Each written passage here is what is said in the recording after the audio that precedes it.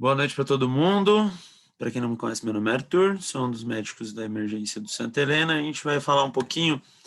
A ideia, a gente já fez essa aula antes, em maio, mas como a gente reestruturou um pouquinho o cronograma das aulas, para quem não estava semana passada, a gente falou sobre avaliação de dor torácica, como que eu identifico uma dor torácica potencialmente grave no departamento de emergência, como que a gente avalia inicialmente. Aí a gente achou mais prudente, antes de fazer a aula de síndrome coronariana aguda, refazer as de eletrocardiograma, porque é fundamental para o entendimento do que a gente vai falar de síndrome coronariana aguda, tá bom? Eletro é a parte fundamental do protocolo de dor torácica nosso. Então, a gente vai refazer a aula para quem não pôde assistir, tá bom? Vamos lá. Então, aqui são os objetivos. A gente dividiu essa aula em duas partes. A primeira vai ser essa de hoje. A segunda vai ser na quinta-feira da semana que vem. Quinta-feira à noite, tá bom? A gente está intercalando as aulas entre terça e quinta para facilitar quem tiver, porventura, compromissos fixos. Lembrando que o Vinícius falou na última reunião que tiveram o pessoal do HSH, que as aulas vão fazer parte dos pré-requisitos do programa de incentivo. Então, a gente está anotando quem está online na aula. Não rolou fazer a lista de presença, então a gente vai anotar quem estiver online, tá bom? Desculpa, pulei os objetivos. Então, revisar bem sucintamente anatomia e fisiologia para lembrar o que a gente já esqueceu. Parte de colocação de eletrodos é importante, ondas de eletro, roteiro básico para a gente interpretar um eletrocardiograma, e o foco hoje vai ser mais em eletrocardiografia normal, do paciente normal, tá bom? Identificando o normal, a gente identifica mais fácil o que está de alterado, que é o tema da próxima aula. Então, lembrando um pouquinho da parte de anatomia e fisiologia, lembrar que nosso coração tem um sistema elétrico, um feixe de condução elétrica, que ele inicia no marcapasso cardíaco, que começa no nó sinusal, na desembocadura da veia cava superior no átrio direito. Esse nó sinusal tem a função o automatismo de marcapasso, ele tem a maior frequência de despolarização, e ele assume o ritmo cardíaco do coração. Por isso que a gente chama o ritmo cardíaco normal de ritmo sinusal.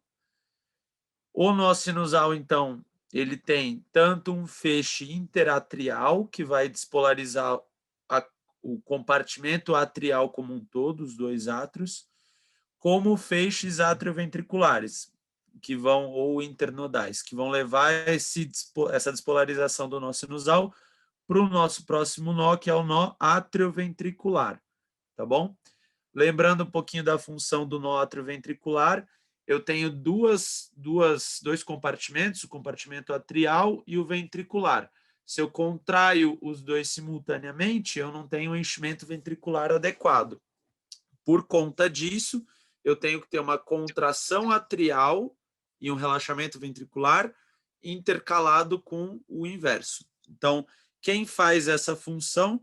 O nó atrioventricular. Ele segura o estímulo elétrico sinusal, faz um retardo na diástole ventricular até ele liberar o estímulo para a despolarização dos ventrículos.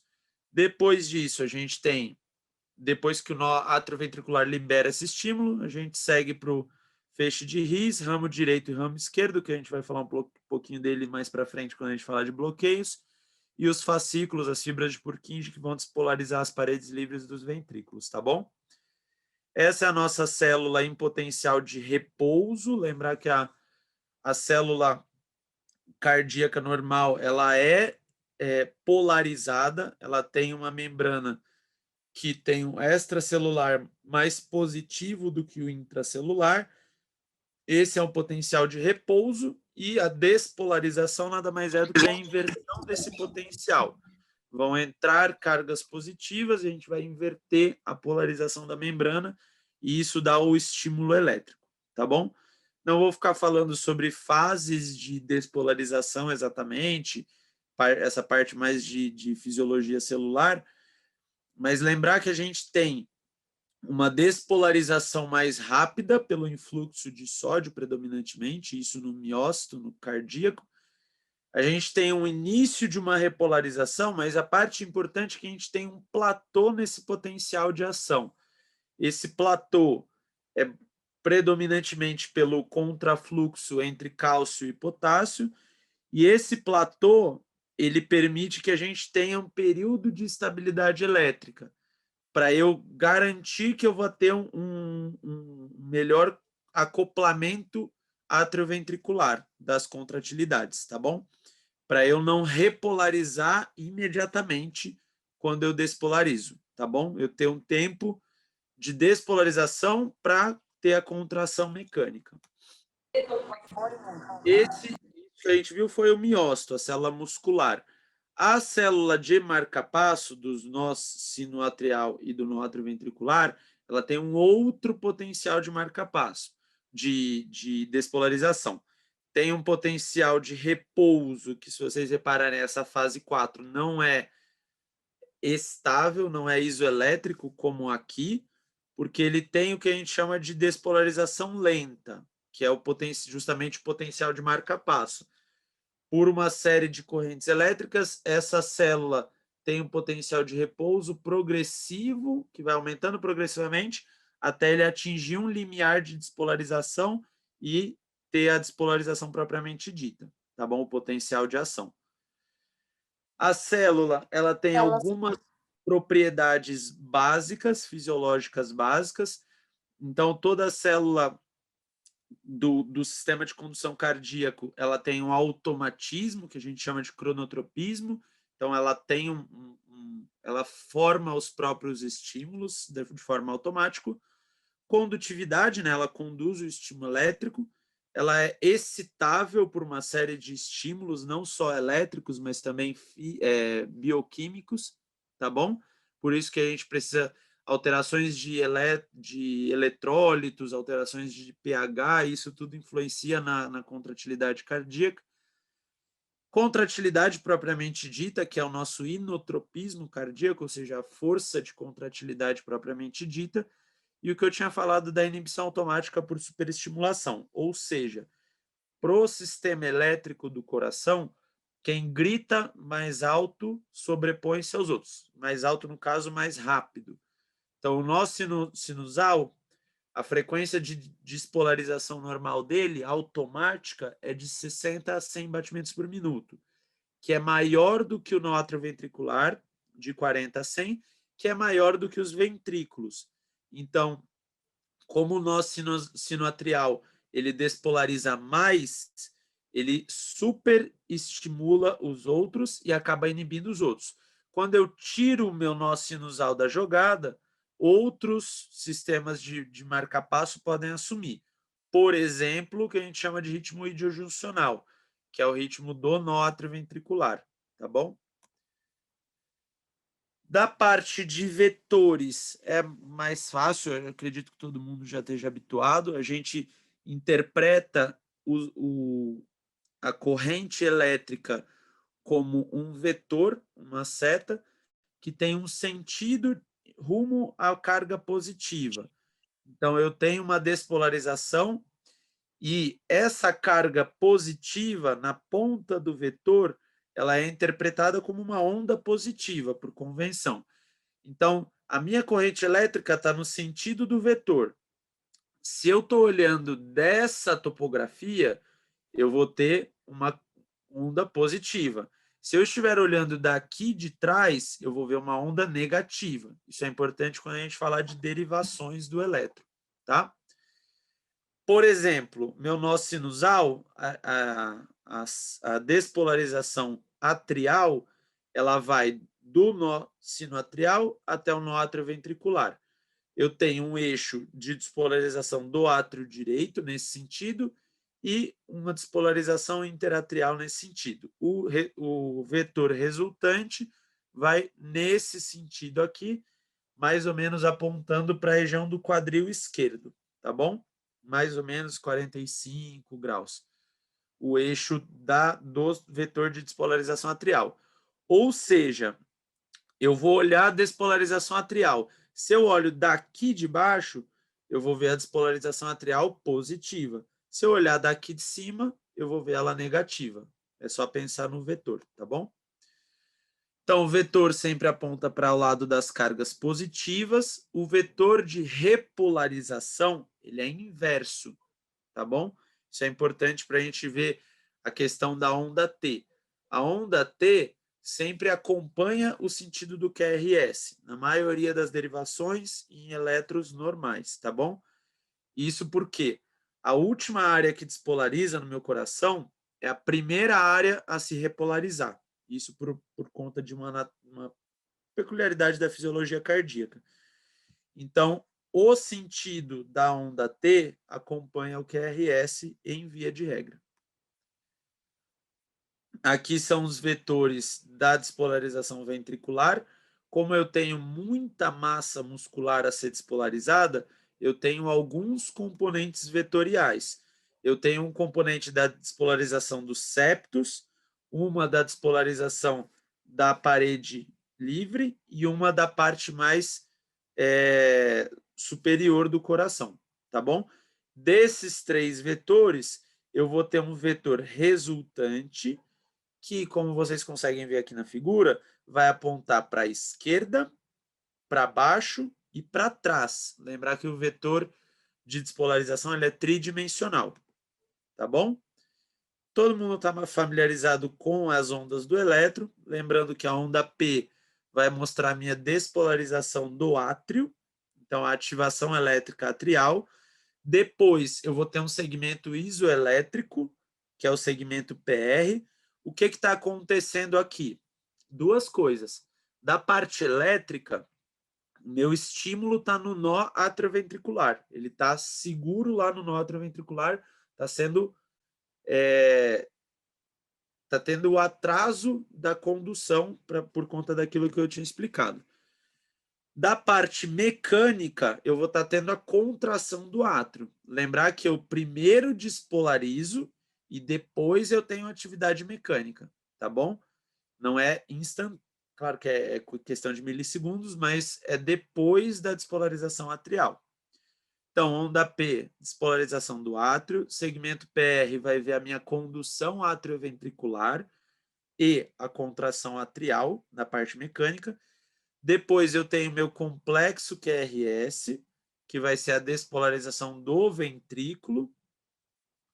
Vou ter um segmento ST, que vai ser o período entre a despolarização ventricular e a repolarização ventricular. Nesse segmento ST é onde eu vou ter a contração do ventrículo propriamente dita, tá bom? E eu vou ter, por fim, a minha onda T, que vai ser a repolarização desse ventrículo. Lembrando, coisas básicas. A repolarização do átrio, a gente não vê. Ela está mascarada porque o complexo QRS é muito maior em termos de amplitude elétrica e acaba escondendo essa repolarização atrial. Além disso, eu tenho um intervalo QT, que vai englobar tanto a despolarização quanto a repolarização ventricular, tá bom? Coisinhas básicas de nomenclatura, o segmento ST, o segmento PR, ele não, todo segmento ele não leva em consideração as ondas que ele fala, tá bom? Então, o segmento PR é entre a onda P e entre o complexo QRS. O intervalo QT ele vai englobar tudo, as ondas, o segmento e a onda T. Segmento ST é do final da onda S até o começo da onda T, tá bom? Então, aqui um resuminho. A onda P, despolarização atrial. Intervalo PR é a sístole atrial e a condução atrioventricular. O complexo QRS é a despolarização ventricular. Segmento ST vai ser onde vai estar acontecendo a sístole do meu ventrículo. Onda T, repolarização ventricular. E o intervalo QT vai englobar tudo. Tá certo? Das derivações eletrocardiográficas, lembrar que derivações nada mais são do que fotos diferentes que eu faço de lados diferentes do meu coração. Nada mais é do que isso. Esse é o primeiro eletrocardiógrafo, é o eletro de Einthoven, que era esse trambolhão aqui, bem portátil, em que ele usava soluções hidroeletrolíticas, em que a gente tinha condução elétrica e ele fazia 3 derivações com base nesses 3 eletrodos principais que ele usava, tá bom? Então, eu comparava o membro superior direito, o membro superior esquerdo e o membro inferior esquerdo. O membro inferior direito, ele é como se fosse o fio terra, o ponto zero dessa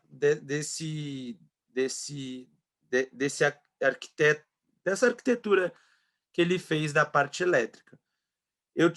Ele denominou que eu teria 3 derivações básicas, então eu tenho a derivação D1, que vai fazer a comparação entre os braços. Eu vou ter a derivação D2, que vai comparar braço direito e perna esquerda. E a D3 vai comparar braço esquerdo e perna esquerda. Tá bom?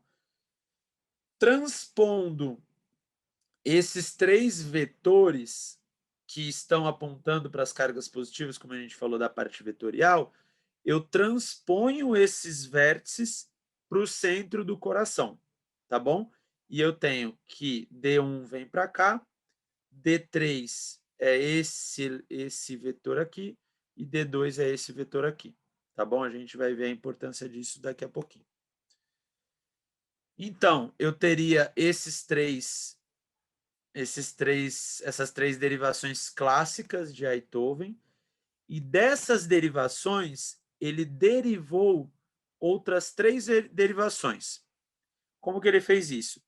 Ele criou um ponto central, um eixo central cardíaco da parte elétrica e comparou esse ponto central com cada um dos membros.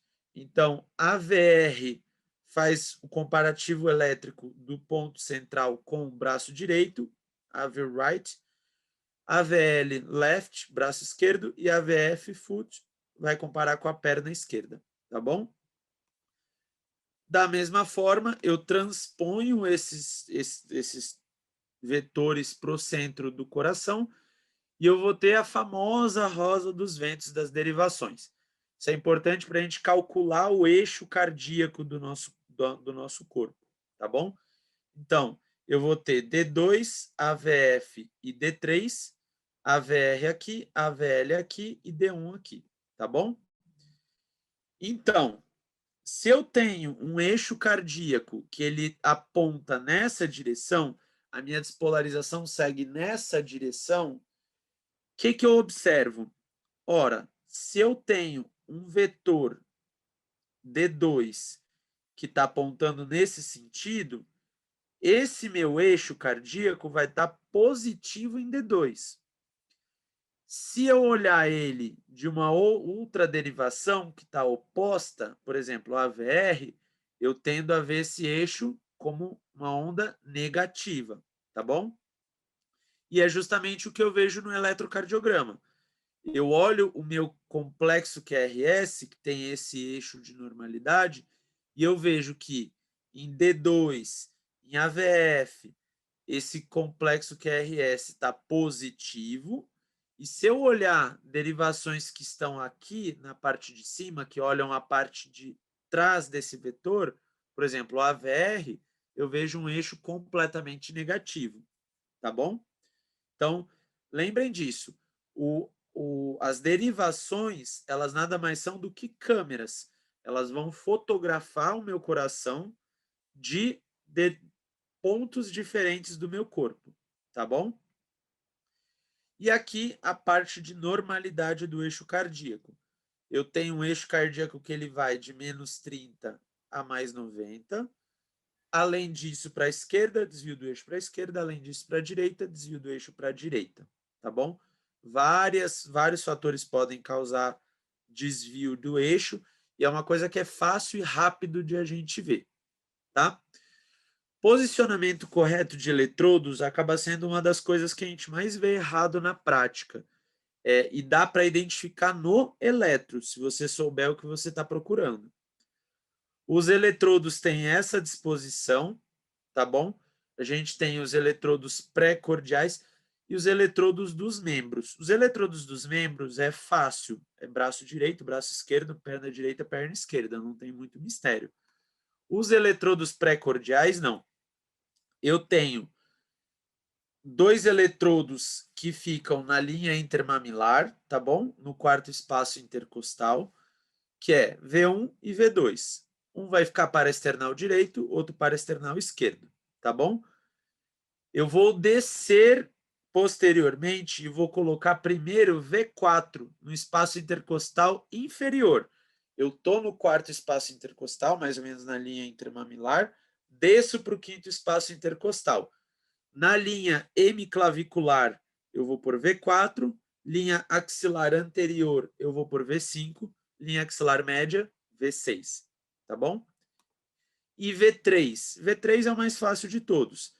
Tem V2 aqui, V4 aqui, entre eles fica V3, tá bom?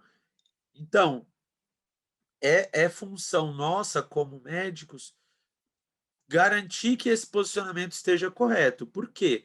Se eu não tenho um eletrodo bem posicionado, eu não posso laudar esse eletro de uma forma verídica. Eu não posso confiar naquilo que eu estou laudando, tá bom? Eu preciso ter a certificação de que isso está sendo implantado de forma correta. Um jeito fácil de a gente ver isso é a progressão da onda R. Em pacientes normais, lembra que o eixo cardíaco tridimensional ele vai apontar para trás. Ou seja, quando eu estiver olhando o meu coração daqui da frente, quem que eu vou ver? Eu vou ver principalmente o ventrículo direito. Então, eu tendo a ver esse complexo QRS predominantemente negativo, porque ele vai estar apontando para a parte posterior. Então, o que a gente tem de progressão normal? Eu tenho que a onda R ela cresce progressivamente até V4 a V5 e depois tem um decréscimo em V6, tá certo? Jeito fácil de ver isso. É só olhar esse eletrocardiograma aqui. Bom, eu tenho um eletrocardiograma em que um complexo QRS está completamente positivo em V1, depois ele fica completamente negativo, aí a onda R progride, aí ela progride muito, depois ela volta e depois ela progride mais. Isso não faz sentido do ponto de vista elétrico. Se eu estou com o eixo para trás, conforme eu for virando a minha câmera para trás, a tendência é ele ficar mais positivo. Então, o que está acontecendo aqui não faz o menor sentido da parte elétrica. Então, o que a gente teve? O que foi feito nesse eletro? Foi trocado o eletrodo V1 com V5. E aí, quando eu reajusto esse eletrodo, eu vou ter que isso aqui é V1, então eu tenho complexo QRS totalmente negativo, a onda R progride um pouco, progride mais, atinge um ápice e depois ela regride um pouco em V6, tá bom? Então, antes de vocês laudarem o eletro, como na sala de emergência a gente está muito próximo ao leito dos pacientes, a gente acompanha de perto a realização do eletro. Então, vamos repetir o eletro do paciente? Vamos. Eu gosto de ver o que está sendo feito, para eu saber se isso está sendo bem posicionado, tá bom? E como eu defino esse eixo elétrico, esse eixo que a gente viu que tem uma faixa de normalidade, que pode mudar em algumas situações. Primeiro, passos rápidos. Eu vou ver a derivação em que ele é mais isoelétrico, ou ele é reto, ou a posição, a parte positiva é mais ou menos igual à parte negativa. Se ele está isoelétrico, o eixo vai estar perpendicular a essa derivação. Depois, eu olho a minha rosa dos ventos, 90 graus para um lado, 90 graus para o outro, da derivação que eu estou olhando. Se está perpendicular, ou é 90 graus para um lado, ou 90 graus para o outro. Depois eu vou mostrar para vocês como a gente avalia as outras derivações para definir o eixo mais ou menos, tá bom? Eu não quero saber se o eixo cardíaco ele está a 40 graus ou se ele está a 44 graus. Isso não interessa para mim. Interessa se ele está a 40 graus ou se ele está a menos 120. Entendeu? É isso que vai mudar o raciocínio da gente. E para saber, lembra que o eixo é tridimensional. Isso aqui vai me mostrar cima, baixo, direita, esquerda. Eu ainda tenho a parte de trás ou da frente. Quem vai me mostrar isso? Ora, V1. V1 está bem aqui. Então, se o eixo estiver apontando para frente, V1 vai estar positivo. Se o eixo estiver apontando para trás, V1 vai estar negativo. Tá bom? Vamos lá. Na prática, isso. Eu tenho um eletrocardiograma. Quero calcular o eixo cardíaco. Como eu vou fazer? Eu vou procurar no plano frontal a derivação em que esse elétron está mais isoelétrico, em que a linha está mais isoelétrica, em que eu tenho quase a mesma proporção entre positivo e negativo, tá bom? Deem uma olhadinha, vejam o que vocês acham. Que derivação vocês escolheriam? Que derivação que está isoelétrica? Olhei o meu elétron, escolhi a derivação. Olhando, esse primeiro elétron a gente faz um pouco mais devagar para vocês entenderem. D1 positivo, D2 positivo, D3 positivo, AVR negativo. AVL, eu vejo que a porção positiva e a negativa estão quase iguais. E a VF está positivo. Então, a minha derivação de escolha é AVL, ou seja, o eixo está perpendicular à AVL. Vamos olhar na rosa dos ventos. A AVL está aqui, em menos 30. Perpendicular à AVL, eu posso ter menos 120 ou, para o outro lado, mais 60. Então, ou o meu eixo está aqui, ou o meu eixo está aqui.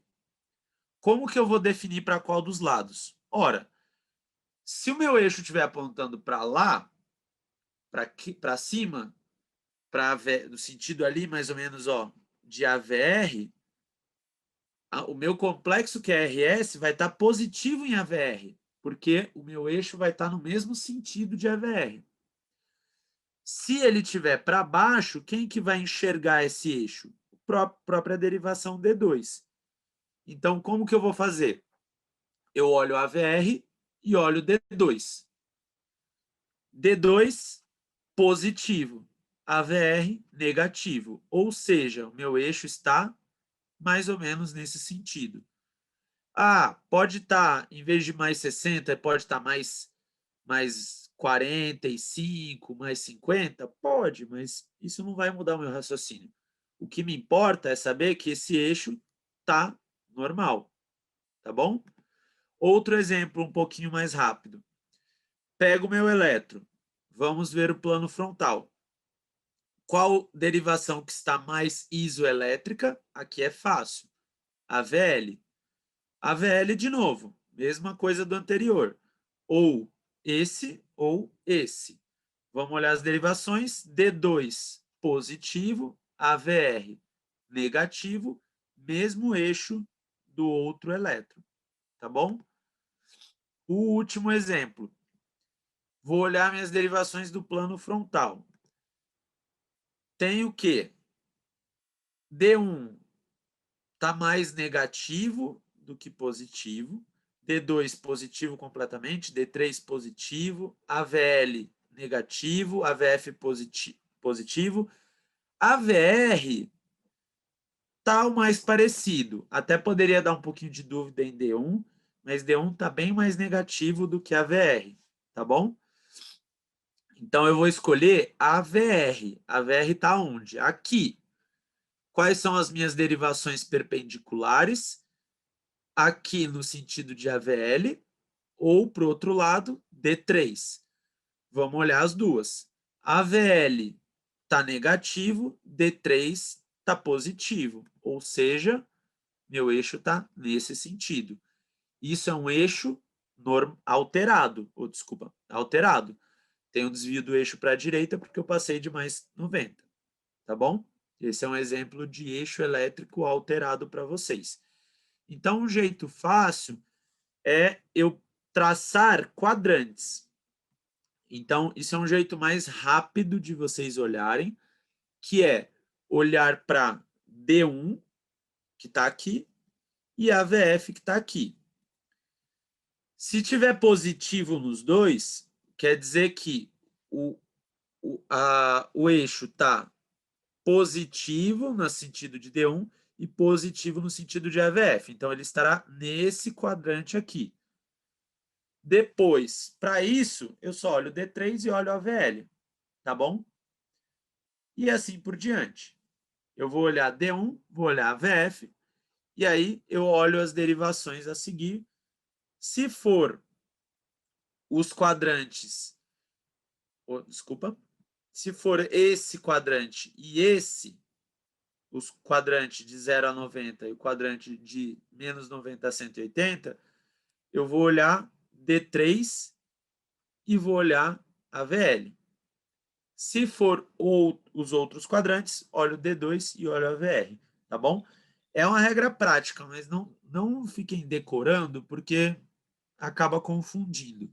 Mas entendam o passo a passo. Derivação isoelétrica, duas derivações perpendiculares, e aí avaliar pelo vetor onde está positivo e onde está negativo.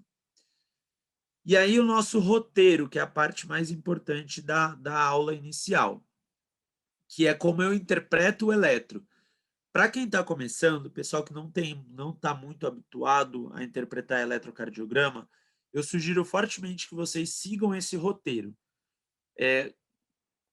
Gente que viu mais eletro, que está mais habituado a ver eletro, bate o olho, vê algumas coisas em geral, dá uma olhada por cima e vê tudo.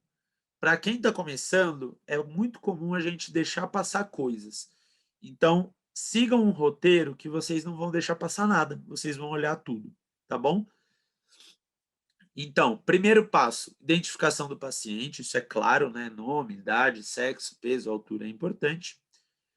Padronização, isso aqui é bem importante. O eletro tem uma padronização que os aparelhos seguem, que é essa N25. Ou seja, a padronização é de que 25 milímetros é igual a 1 segundo de duração, ou seja, no eixo horizontal, cada milímetro vai ter 40 milissegundos. Isso é importante para as medidas que a gente vai fazer para interpretar o eletro como normal ou alterado. E para cima e para baixo, 1 milivolt está em 10 centímetros, em 1 centímetro, desculpa.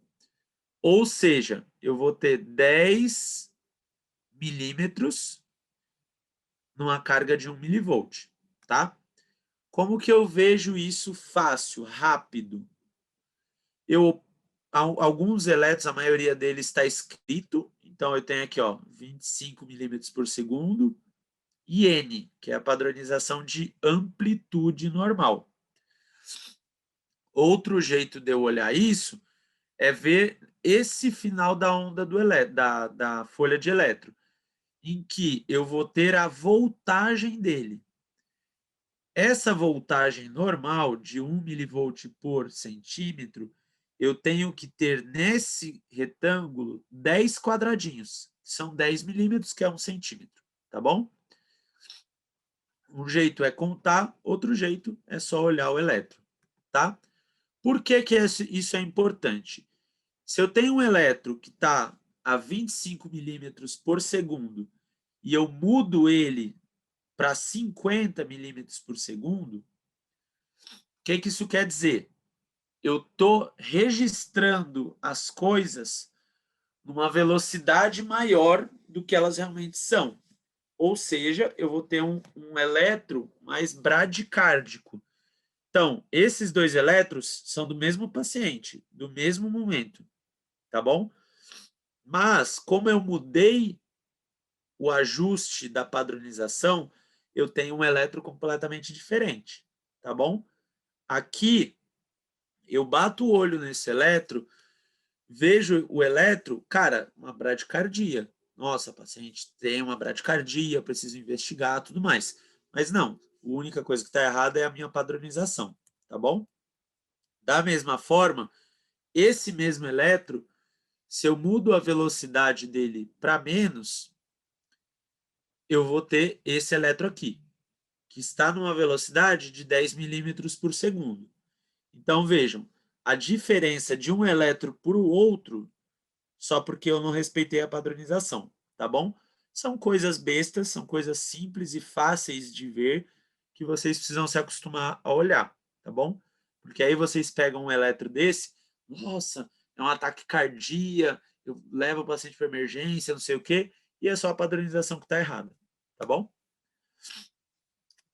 Terceiro passo, vimos identificação, vimos padronização, aí a gente começa a interpretar o eletro de fato. A primeira pergunta mais importante para a gente fazer é se o ritmo do meu eletro é sinusal, tá bom? Se quem está assumindo o ritmo daquele eletro é o nó sinoatrial, o nó sinusal. Como que eu vou saber isso? Eu vou avaliar a onda P, para ver se eu tenho uma onda P sinusal, tá bom? Para isso, a gente tem três critérios. Primeiro, toda onda P tem que ser seguida por um QRS, tá certo? Por quê? Eu vou ter a onda P, que é a despolarização sinusal, e essa despolarização precisa conduzir um complexo QRS. Se eu tenho, por exemplo, um paciente com BAVT, em que ele tem um corte da condução atrioventricular, ele não tem um ritmo sinusal. Por quê? Quem está ditando a frequência do coração não é o átrio, porque eu cortei a comunicação do átrio com o ventrículo. Então, esse ritmo não é sinusal. Então, esse é o primeiro critério. Toda onda P tem que ser seguida por um complexo QRS. Segundo critério, eu tenho que ter uma onda P com eixo normal. E o eixo normal da onda P é entre 0 e mais 90. Vocês já entenderam o eixo, como calcula, mas regra prática, para vocês olharem rápido isso. Em 1 segundo, se o eixo está normal, D1 e AVF. A onda P normal, ela está positiva em D1 e positiva em AVF. E o último critério, toda onda P tem que ter a mesma morfologia, tá bom? Então, vamos olhar isso na prática. Eu tenho um eletrocardiograma. Eu olho, vou olhar se tem o ritmo sinusal. Já olhei as outras coisas, terceiro passo. 3 critérios. Eu olho, toda onda P é seguida por um complexo QRS. Eu tenho uma onda P que é positiva em D1 e positiva em AVF. E toda onda P tem a mesma morfologia. Olhem que as ondas P são iguais entre elas. Então, toda onda P conduz, onda P positiva em D1 e AVF, e onda P com a mesma morfologia. 5 segundos eu levei para ver isso, ritmo sinusal, tá bom? Aqui eu tenho um... Aqui é só um zoom desse mesmo elétron. Aqui, vejam que eu tenho onda P, onda P, onda P e onda P. Toda onda P é seguida por um complexo QRS. Mas se vocês repararem, eu tenho uma onda P que é negativa em AVF. Ou seja, não é uma onda P sinusal. Esse ritmo é sinusal? Não, ele não é ritmo sinusal. Que ritmo é esse? Pode ser um ritmo atrial ectópico, por exemplo. Tá bom? Algumas coisas a gente vai ter que avaliar para saber ao certo, mas não é sinusal, tá bom? Não é o normal para o meu coração. Aqui é outro critério. Eu olho aqui, eu tenho uma onda P aqui, depois eu sigo ela, eu tenho outra onda P aqui, que está mais próxima do QRS. Eu vou seguindo o QRS, ter outra onda P aqui, que não conduz. Depois eu tenho uma outra onda P de outro jeito, uma outra onda P que não conduz. Então, eu olho e não tem uma regularidade da condução da onda P para o complexo QRS, tá bom?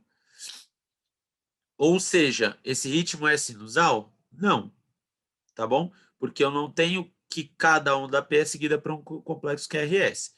Isso é um eletro de BAVT, tá bom? Mas só para vocês olharem, não é um ritmo sinusal. Aqui dá para ver mais bonitinho. Último critério não preenchido. Olha essa onda P. Conduz o complexo QRS, tudo bem. Mas aqui eu tenho outra onda P completamente diferente. Aqui eu tenho outra onda P completamente diferente. Aqui onda P pequenininha. Aqui uma onda P negativa. Outra onda P. Ou seja, eu tenho 5 morfologias de onda P completamente diferentes umas das outras. Isso é ritmo sinusal? Não, tá bom? Não é ritmo sinusal.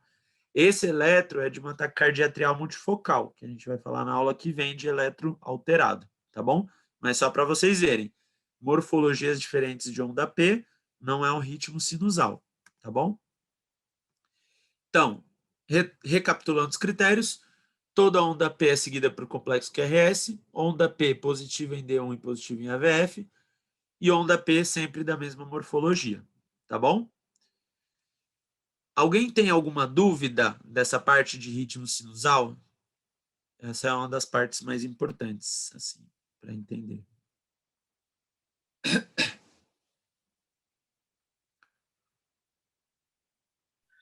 Pode Então, seguir, Arthur. Ninguém se manifestou. beleza, então vamos embora. Depois, vi que o ritmo é sinusal. Vou calcular a frequência cardíaca. Normal entre 50 e 100. Lembrar que eu tenho algumas formas para eu ver isso.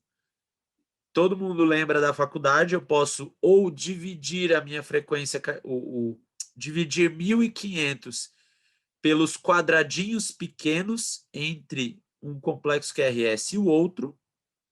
Aqui eu tenho 23 quadradinhos pequenos.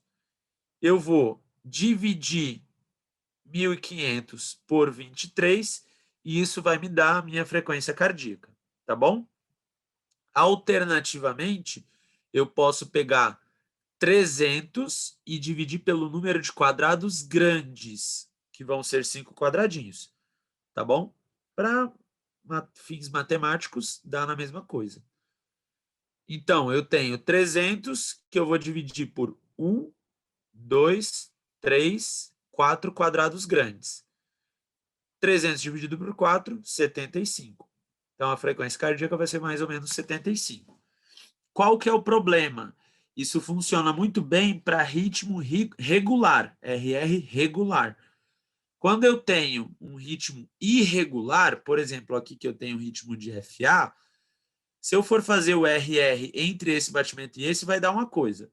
Se eu for fazer entre esse e esse, vai dar outra. Aqui vai dar outro. O que eu posso usar? Meu D2 longo.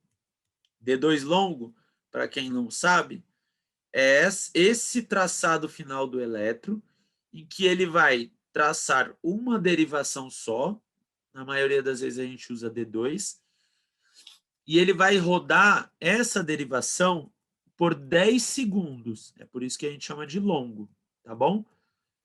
Então, eu vou ver que D2, esse D2 longo vai corresponder a 10 segundos. E eu conto aqui e eu tenho 19 batimentos. Ora, se eu tenho 19 batimentos em 10 segundos, se a minha frequência cardíaca eu vejo em batimentos por minuto, é só fazer isso vezes 6, tá bom? É um jeito bem rápido de vocês verem a frequência cardíaca pelo eletro, tá? E alguns eletros, eles vêm escrito a frequência cardíaca. O próprio aparelho do eletro, ele calcula isso para você. Aqui, alguns exemplos. eu tenho um RR, a princípio, regular. Vou pegar o meu RR e dividir por 1, 2, 3, quase 4 quadradões. Vai dar a mesma coisa, 75 batimentos, tá bom? E aqui, lembrando da questão do eixo elétrico. Então, vocês vão calcular o eixo elétrico. É o mesmo exemplo que a gente calculou da derivação isoelétrica, tá bom? Aqui, um outro exemplo, só que com um ritmo irregular. Aqui, a gente pode agrupar esses batimentos do D2 longo, multiplicando por 6, tá bom? Que aí vai dar a nossa frequência cardíaca. Vi se o ritmo é sinusal, vi a frequência cardíaca, agora eu vou começar a olhar as ondas nas ordens, tá bom? Eu tenho primeira onda, onda P, vai despolarizar o meu átrio. Uma derivação muito boa para ver onda P é em D2, tá bom? O que eu vou olhar na onda P? Eu vou olhar o eixo, que a gente já viu que o eixo sinusal é positivo em D1 e positivo em AVF, isso a gente já viu. E eu vou ver amplitude e duração. Amplitude de altura, duração de largura, tá bom? Valor de referência, 2,5 milímetros, 2 quadradinhos e meio, tá? A minha onda P, ela tem dois componentes. Ela tem a despolarização do átrio direito, que vai vir antes, e a do átrio esquerdo vai vir depois. O que eu vou perceber? Que se o meu átrio direito está sobrecarregado, ele vai crescer nesse sentido, ó, no sentido do átrio direito, e vai voltar a cair. E vai cair, ó, onde que termina? Mais ou menos igual. Então, eu vou aumentar a minha amplitude, porque eu vou seguir reto aqui, mas a minha duração vai estar mais ou menos a mesma coisa. Se eu aumentar o meu átrio esquerdo diferentemente, eu vou subir aqui. Eu já estou num pico, então, num decréscimo, então eu não vou subir tanto a minha amplitude, tá bom? Mas quem que vai aumentar? A duração. Então é assim que a gente avalia sobrecarga, tá bom? Eu vou ver que a sobrecarga do átrio direito, ela vai ter uma onda P com uma amplitude maior do que 2,5 milímetros, tá bom? Não costuma alterar a duração da onda P. Nas derivações V1 ou V2, esse corte muda para 1,5 milímetros, tá bom? Isso é só mais decoreba mesmo. Aqui, o que eu estou vendo nesse elétron? Eu tenho um complexo QRS aqui, após ele eu tenho uma onda T de repolarização, e eu tenho uma onda precedendo esse complexo QRS gigantesca. Olha aqui, e D2 ela tem 1, 2, 3, 4 quadradinhos e um pouquinho, quase 5, de amplitude. É uma onda que é praticamente do mesmo tamanho do complexo QRS. Então, o que eu tenho aqui? Uma sobrecarga de átrio direito, tá bom? Isso é fácil da gente ver. Eu vou olhar uma onda P, que ela vai estar apiculada, tá? E a sobrecarga de átrio esquerdo, não. Eu não vou crescer a amplitude, eu vou crescer a largura dessa onda P. Eu vou crescer a duração. Às vezes, eu posso até ter essa corcova de uma disjunção entre essas duas porções. Eu separo tanto elas que eu consigo ver esse buraco aqui no elétron, tá bom? É mais raro de ver, mas pode acontecer. Então, aqui, ó, olhem que eu tenho uma onda P que tem uma duração de 1, 2, 3, um pouco mais de 3 quadradinhos, que é uma duração aumentada, tá bom? Então, eu tenho uma sobrecarga de átrio esquerdo. Aqui é a mesma coisa. Aqui eu tenho até mais quadradinhos ainda, 4 milímetros, tá bom? Só que em V1, isso muda. Em V1, Lembra que o meu V1 ele está olhando aqui da frente. Então, ele vai ver o átrio direito positivo, porque o átrio direito está aqui na frente. Mas quando ele for ver o meu átrio esquerdo, o átrio esquerdo está para trás. Então, vai ficar negativo. Eu tenho uma porção positiva e uma porção negativa.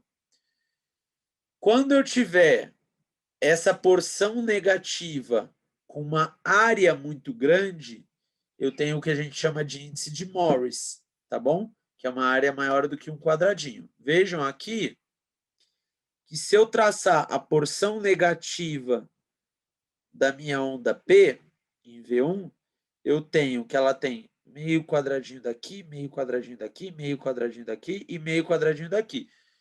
Eu tenho uma área maior do que um quadradinho, tá certo? Então, eu tenho um índice de Morris, eu tenho a sobrecarga de átrio esquerdo, tá certo? Depois, vamos seguir a ordem das ondas. Olhei a onda P, vi eixo normal, morfologia normal, amplitude e duração, para ver sobrecarga de átrio. Quem eu vou ver agora? O próximo, intervalo PR. Lembrando que o intervalo PR ele vai dar a minha condução atrioventricular.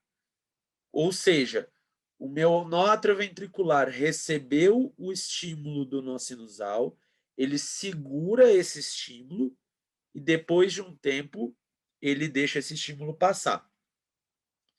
Duração normal do intervalo PR, 3 a 5 quadradinhos, tá bom? 120 a 200 milissegundos. Olhei aqui, intervalo PR, 3 quadradinhos, está normal. Se eu tiver um intervalo PR maior do que 5 quadradinhos, maior do que 200 milissegundos, cara, essa condução atrioventricular está demorando muito, muito, muito, muito. Não era para demorar isso tudo. Então, o que, que eu tenho? Um bloqueio atrioventricular. Se eu tiver um intervalo PR curto, menor do que 3 quadradinhos, aí é uma coisa um pouquinho mais rara que eu não vou falar, que é a pré-excitação ventricular, tá bom? Quem tiver interesse, depois pode me mandar mensagem, eu explico com calma o que é pré-excitação ventricular. É que se a gente se estender nesse assunto, vai ficar um pouquinho densa e um pouquinho longa a aula, tá bom? Mas o mais importante que a gente mais vê no pronto-socorro são os bloqueios atrioventriculares, que é o intervalo PR maior do que 5 quadradinhos, tá bom? Isso aqui é de pré-excitação ventricular, não vou falar agora, tá bom? E aqui são os bloqueios atrioventriculares. Todo mundo lembra da facul, a gente tem alguns tipos de bloqueio atrioventricular. Eu vou falar isso com um pouco mais de calma na aula de bradicardia de semana que vem. Mas eu tenho bloqueio atrioventricular de primeiro grau, em que eu tenho só um PR alargado em todos os batimentos. Todos. Como que eu vejo isso? Ah, só uma coisa. Lembrar que nem todo bloqueio atrioventricular é igual a marca-passo, tá bom? Claro que bloqueios avançados, por exemplo, um BAVT, ok, eu vou precisar provavelmente de um marca-passo nesse paciente, provavelmente. Agora, o paciente tem um bloqueio atrioventricular de primeiro grau, isso é benigno, tá bom? Então, coisas que a gente precisa avaliar é medicação. Às vezes eu tenho que o meu paciente está com uma frequência de 40, 42 e usando metoprolol, 50 miligramas de 12 em 12 horas, uma dose alta de metoprolol. Eu vou passar um marca-passo nesse paciente? Não, eu vou ajustar a medicação dele, tá bom? Esse é o bloqueio atrioventricular de primeiro grau. Então, eu tenho um PR bem alargado, aqui tá escrachado, né? Não dá nem para ter dúvida. E vocês veem que em todos os batimentos a duração é a mesma, tá bom? Então, esse é um bloqueio atrioventricular de primeiro grau. Bloqueio atrioventricular de segundo grau.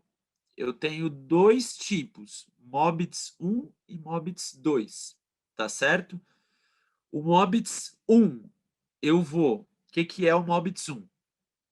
Eu vou ter um alargamento progressivo do PR até eu ter um bloqueio completo da condução atrioventricular.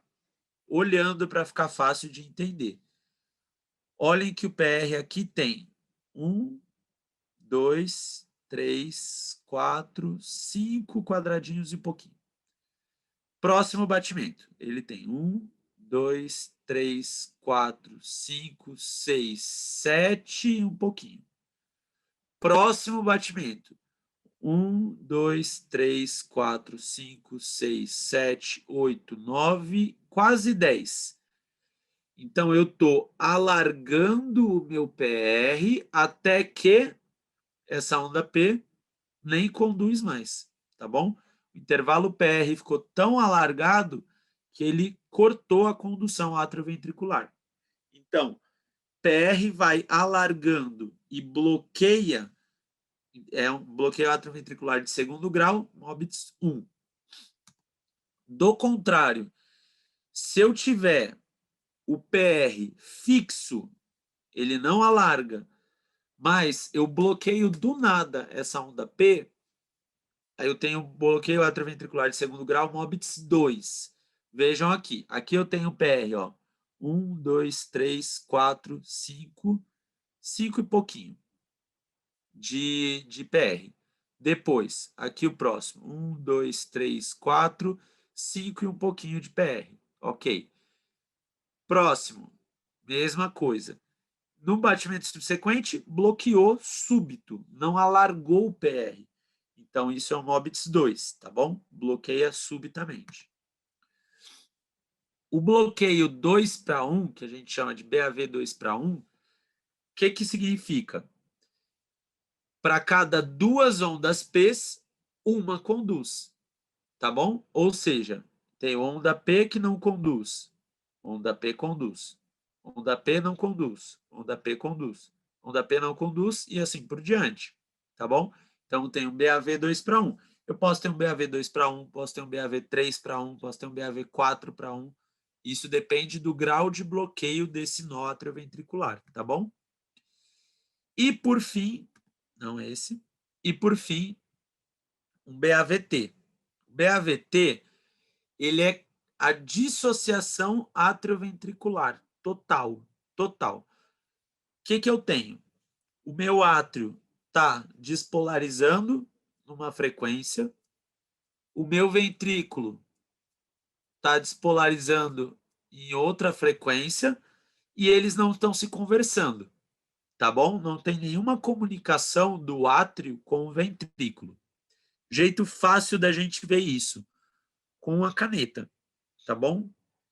Vocês pegam a caneta, marcam essa onda P, marcam essa onda P, aqui tem uma onda P, aqui, se vocês perceberem, tem uma onda P incrustada no QRS, aqui outra, aqui tem mais uma incrustada no QRS, aqui outra e assim por diante.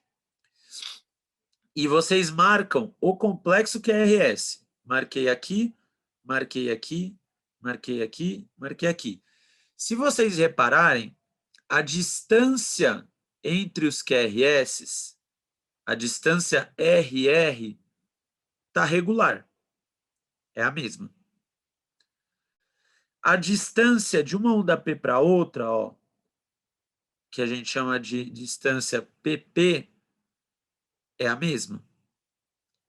Então, eu tenho o PP regular, RR regular, só que os dois não estão se conversando, não tem nenhuma sincronia entre o átrio e o ventrículo.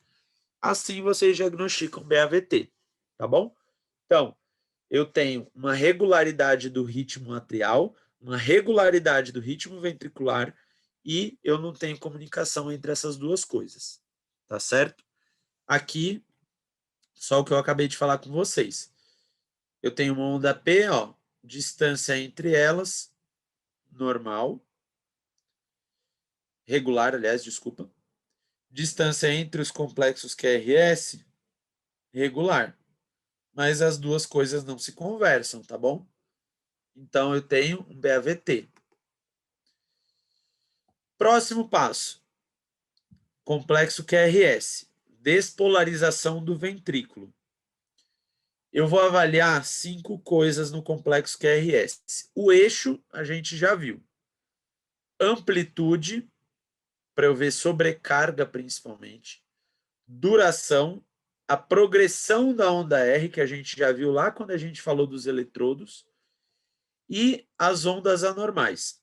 A onda que a gente mais vai ver é a onda Q patológica, que é uma onda Q, que é essa onda negativa, que ela tem uma duração maior do que 40 milissegundos.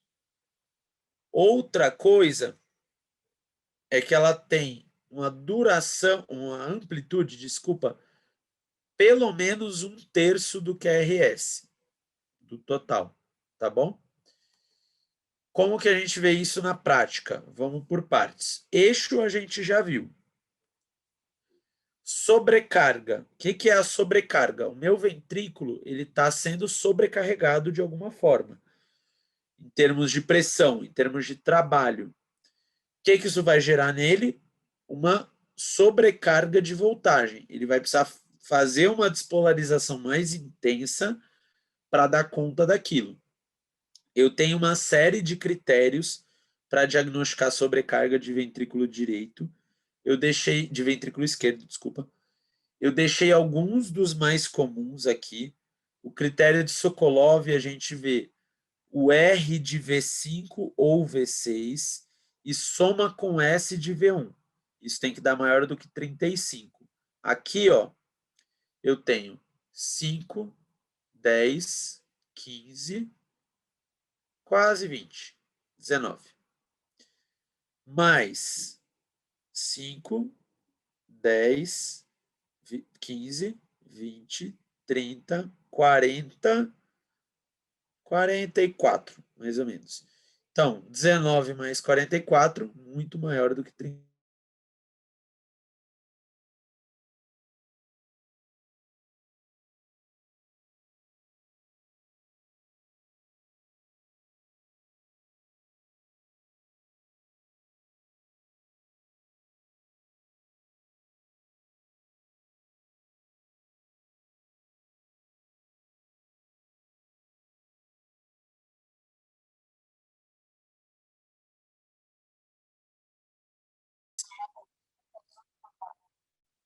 Se possível, saibam mais de um critério para vocês não deixarem passar sobrecarga de ventrículo esquerdo, tá bom? É uma coisa bem comum da gente ver na prática.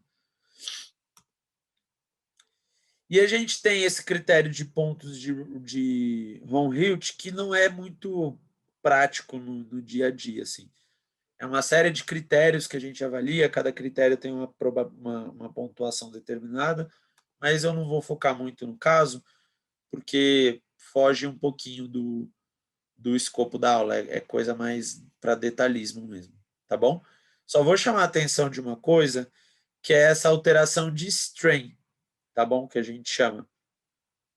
O que é o strain?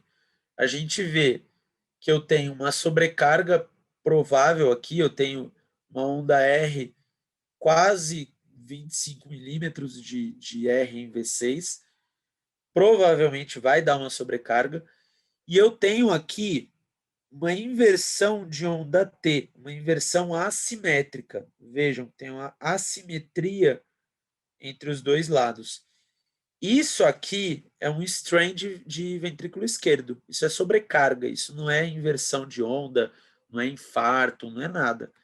Eu já recebi alguns eletros na emergência 1.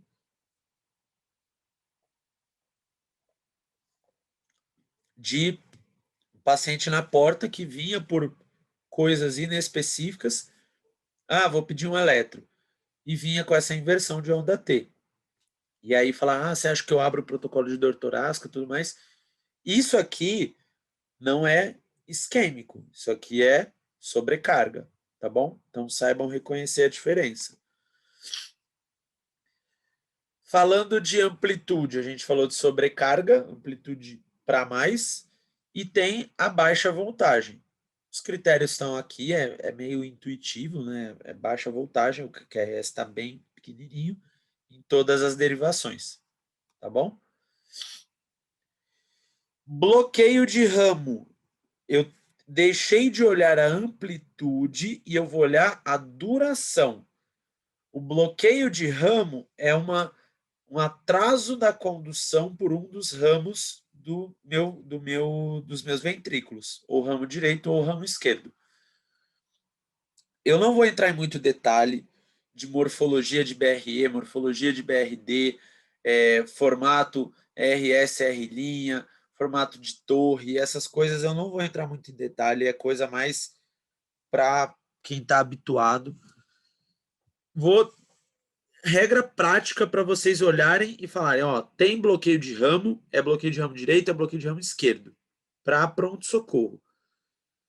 Primeiro, bloqueio de ramo, duração do QRS maior do que 120 milissegundos, tá bom? Vejam aqui, que tá bem ruim de ver, meu Deus do céu. Mas vejam aqui que eu tenho um QRS que ele tem 1, 2, 3, 4 quadradinhos de largura. Então, 4 quadradinhos vai dar 160 milissegundos. Então, eu tenho maior do que 120 milissegundos, maior do que 3 quadradinhos. Como que eu sei se é bloqueio de ramo direito ou se é bloqueio de ramo esquerdo? Rápido. Olho para V1. V1 positivo, BRD. V1 negativo, BRE. Tá bom? Aqui tem o QRS alargado, maior do que 120 milissegundos. V1 positivo, bloqueio de ramo direito. Ponto. Lembrar que o bloqueio de ramo ele costuma ter alteração de repolarização. Então, olha aqui, a inversão da onda T. Tá?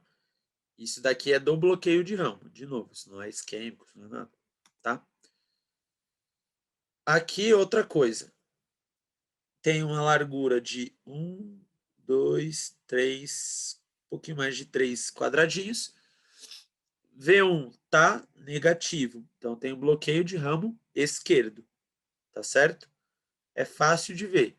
Bloqueio de ramo, QRS alargado, V1 positivo, BRD. V1 negativo, BRE. Tá certo? Bem fácil de ver. Só 2 detalhes para quem já estiver mais na frente na interpretação de eletro. Lembrar que, acho que alguns já ouviram falar que paciente com dor torácica em vigência de um bloqueio de ramo esquerdo novo, ele pode estar infartando. Isso pode ser uma alteração eletrocardiográfica isquêmica. Só que qual que é o problema? E o paciente com bloqueio de ramo esquerdo? Toda vez que ele vier no PS, eu vou trombolizar ele? Porque cá entre nós, que paciente sabe, ah, não, doutor, eu tenho um bloqueio de ramo esquerdo. Na nossa realidade, isso não acontece, tá? Eles às vezes falam, ó, eu tenho um problema no coração, eu tenho um bloqueio, mas você não sabe o que é, eu tenho uma arritmia, que tudo eles chamam de arritmia, mas você faz um eletro, o cara tá com dor, você vê isso aqui, e aí? A gente tem um critério chamado de critério de Sgarbossa, que foi modificado por um outro pesquisador chamado Smith, que são critérios para a gente avaliar o bloqueio de ramo para saber se ele é isquêmico ou não, tá bom? Mas isso são 3 critérios, isso é coisa para quem já está mais habituado a ver eletro. Para quem estiver começando, preocupem-se em saber o que é um bloqueio de ramo. Já está de bom tamanho, tá bom? BDAS eu não vou falar porque vai ficar muito longo, tá bom? Mas está aqui para quem quiser olhar, a aula vai ficar gravada depois, tá explicadinho aí, tá bom? E aqui é um eletro de BDAS, para quem tiver interesse. Esse eletro é de um paciente com Chagas, tá bom? Terminando o roteiro, eu vou ter o segmento ST, que eu vou identificar esse ponto J, que é esse cotovelo aqui, entre o complexo QRS e o segmento ST. Esse ponto J eu vou usar para ver se tem supra ou infra de ST. Supra, eu vou ter uma elevação maior do que 1 milímetro, maior do que 1 quadradinho. Aí eu falo que ele está com supra de ST, tá bom? Exceção V2, V3, que tem essas peculiaridades aqui. V2 e V3, eu tenho outros cortes a depender do sexo e da idade, tá bom? Mulheres, 1 quadradinho e meio, homens maiores do que 40 anos, 2 quadradinhos, homens jovens, maior do que 2 quadradinhos e meio, tá bom? E V7, V8, V3R, V4R, maior do que meio milímetro, eu já considero. Infra de ST, ou seja, para baixo, meu ponto J, aí eu sou um pouco mais abrangente, eu considero maior do que meio milímetro, tá bom? Supra e infra a gente vai falar na aula de síndrome coronariana aguda, tá bom? Mas isso é claramente um supra. E aqui a gente tem um infra de ST, tá bom? É fácil de ver visivelmente, isso daí não costuma passar batido pela maioria das pessoas. Aqui, a onda T, geralmente ela é positiva, porque geralmente ela acompanha o QRS, mas ela é negativa de forma normal em V1 e AVR, tá bom? Então, isso é normal da onda T ser negativa.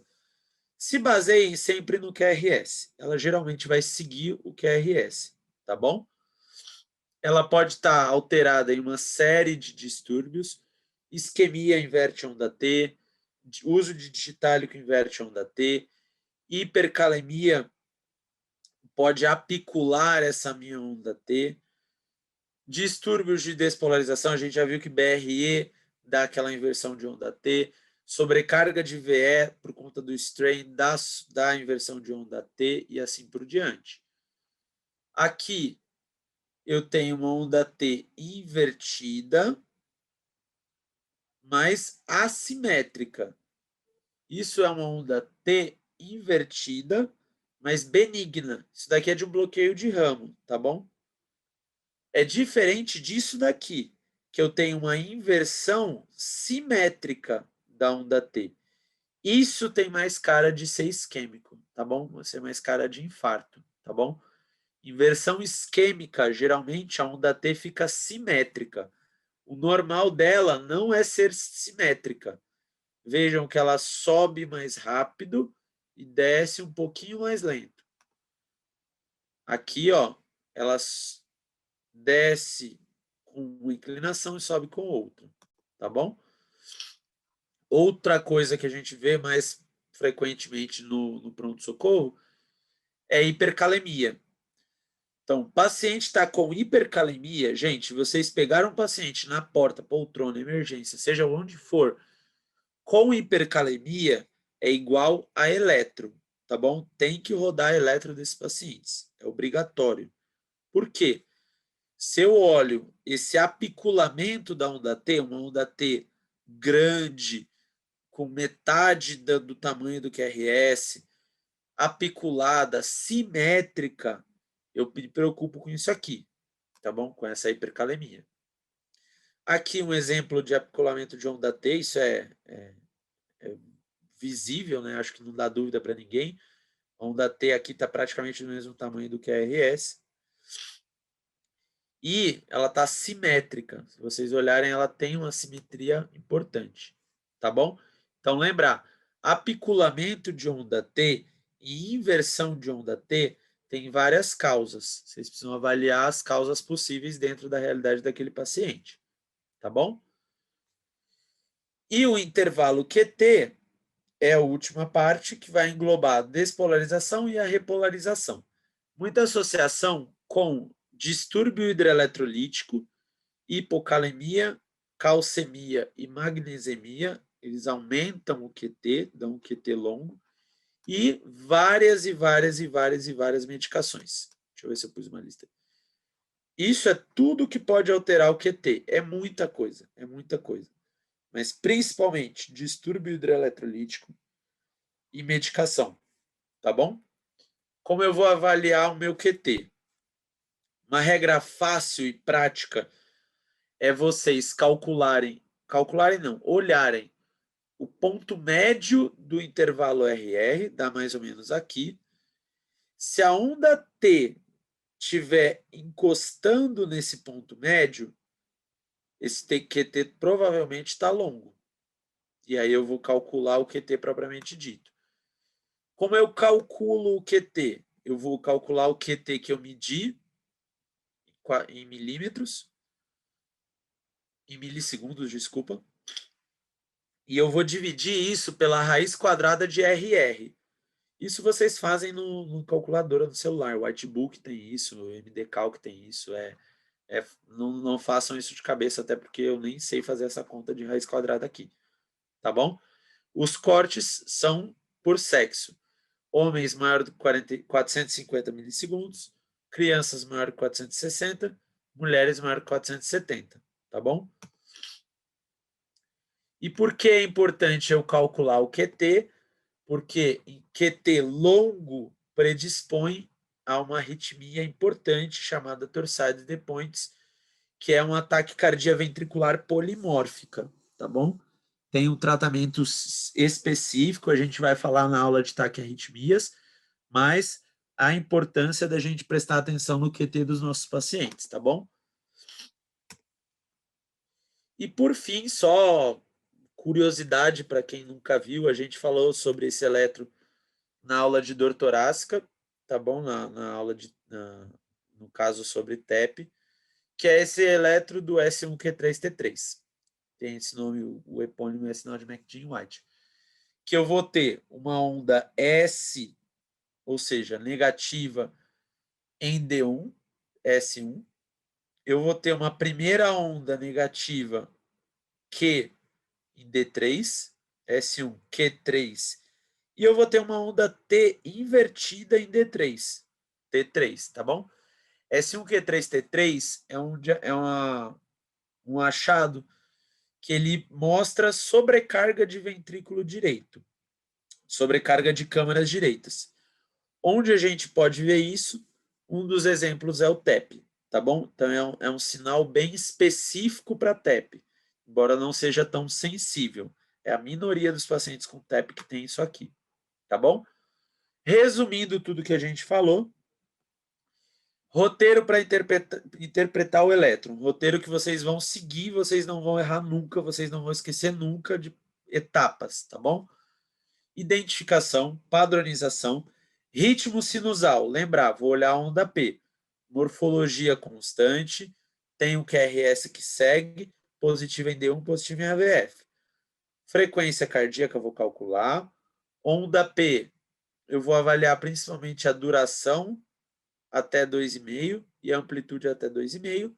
Para ver sobrecarga de átrio direito, vai aumentar a amplitude, esquerdo vai aumentar a duração.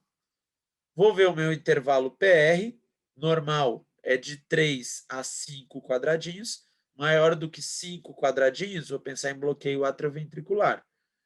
Complexo QRS, eu vou ver o eixo, que a gente já viu. Duração tem que ser menor do que 120 milissegundos, senão eu vou ter um bloqueio de ramo. Amplitude, para eu pensar em sobrecarga. E a onda Q, para eu pensar em isquemia, tá bom? Segmento ST, supra ou infra. Onda T, para a gente ver se tem apiculamento, se tem uma inversão. E o intervalo QT, tá bom? E aqui um roteiro só para vocês irem preenchendo com as medidas, tudo certinho. Se vocês quiserem tirar print, se vocês quiserem guardar com vocês, eu deixei aí de sugestão para todo mundo, tá bom?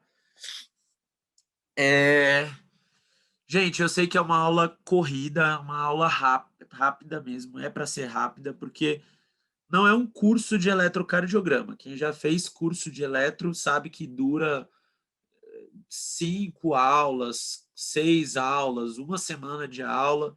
É um tema extenso, tem muita coisa. Mas, assim, duas coisas. Vocês só vão aprender eletro se vocês treinarem. Então, olhem eletro, vejam eletro, vão atrás de estudar eletro, porque vocês só vão aprender eletro treinando. Tem outro caminho, tá bom? E segunda coisa, usem um roteiro. Não precisa ser esse, mas sigam uma sistematização. É igual raio-x, cara. Raio-x, tomografia. Você tem 300 coisas para você ver lá. Ok, se você é mais experiente, você está mais acostumado, você bate o olho, você vê as coisas no geral. Mas se vocês estão começando agora, vocês vão olhar eletro, ah, olha aqui, aqui tem uma coisa e deixa passar outra, tá bom? Então habituem-se a olhar eletro, a treinar eletro e a seguir uma sistematização para vocês não pularem etapas, tá certo?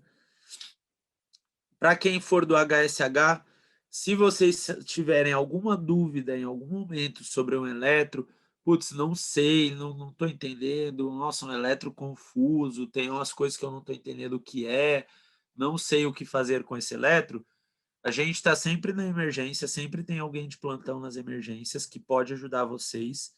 A gente, na emergência, a gente tem um pouquinho mais de hábito de ver eletro, de laudar eletro, e se a gente não souber, porque a gente não sabe tudo, a gente tem a telemedicina da cardio, a gente manda para cardio, discute com eles e a gente sana nossas dúvidas, tá bom? Para quem tiver interesse de aprender um pouquinho melhor de eletro, além dessas aulas mais rápidas que a gente vai dar, eu fiz esses cursos, eu recomendo fortemente. Não estou ganhando nada para fazer propaganda de ninguém. Mas o MED tem esse MED Eletro deles, que eles têm um curso bem legal, é bem explicado, bem basiquinho, do básico do beabá até o avançado. O pessoal do Cardio Papers também tem um curso de eletro, eles têm algumas aulas até gratuitas, vira e mexe eles soltam aula no YouTube deles de eletro, de roteiro de interpretação. Muita coisa da aula eu tirei, muitas imagens eu tirei do livro deles. Esse manual de eletrocardiografia é um livro bem curtinho de ler, assim, é bem fácil de ler, mas é muito completo. E para quem quiser treinar eletro, esse site, o MyEKG, ele tem vários eletros de várias doenças que vocês olham e conseguem laudar, tá bom? É comentado, é bem legal para quem quiser treinar. Tá certo? Alguém tem alguma dúvida de tudo que a gente falou? Eu sei que foi muita informação, foi muito corrido, mas alguém tem alguma dúvida, quer perguntar alguma coisa sobre eletro?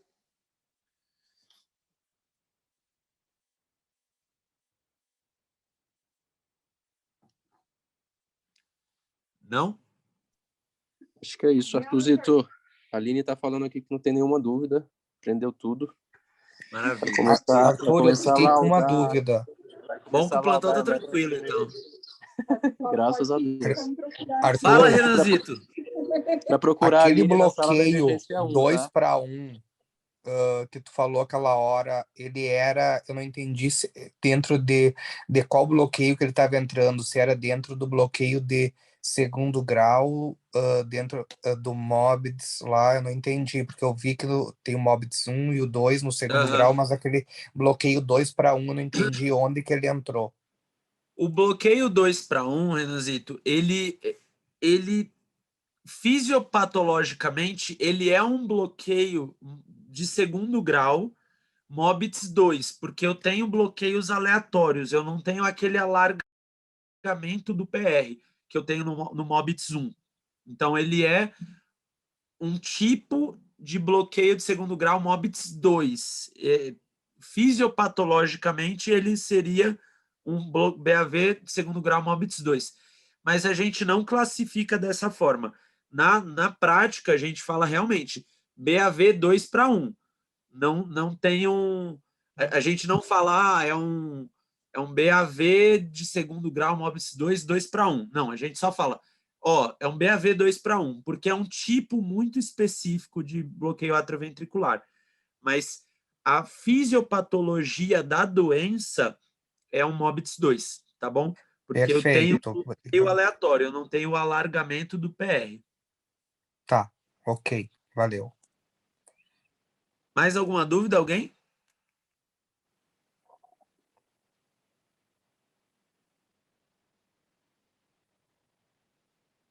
Beleza. Então, gente, semana que vem, essa é a aula que a gente vai ter, tá bom? Vai ser na quinta-feira de noite, para a gente alternar. Tentem conseguir vir por conta tanto da aula em si, eu acho que vai ser bem proveitosa para vocês. A gente vai dar aqui, como a gente vai falar de TAC e BRAD, a gente vai dar muito mais conduta, manejo. Eu não vou falar só do eletro da TAC, nem do eletro da BRAD. Eu vou falar como conduzir as TAC arritmias e as BRAD arritmias, tá bom? Então, vai ser melhor para vocês em termos de manejar esses pacientes.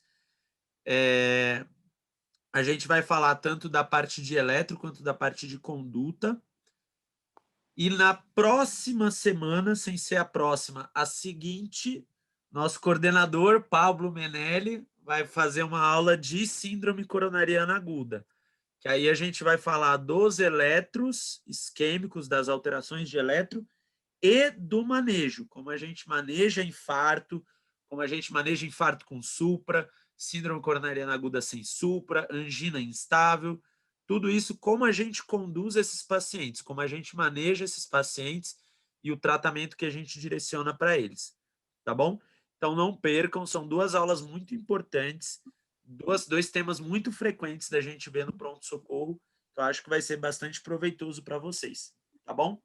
Para quem tiver Isso aí, alguma... galera. Tuzito, obrigado pela aula, mais uma vez. Obrigado à galera que compareceu. A Aline está agradecendo aqui também, toda a equipe da Emergência 1. E, galera, não percam as próximas aulas. A gente está tentando trazer conteúdo de qualidade para vocês e manejo dentro do nosso departamento de emergência. Então, é isso aí. Valeu, Artuzito, mais uma vez. Boa noite, galera. Obrigado, boa noite a todo mundo. Quem tiver alguma dúvida, quiser mandar um WhatsApp, alguma coisa, estou à disposição. Tá bom? Valeu!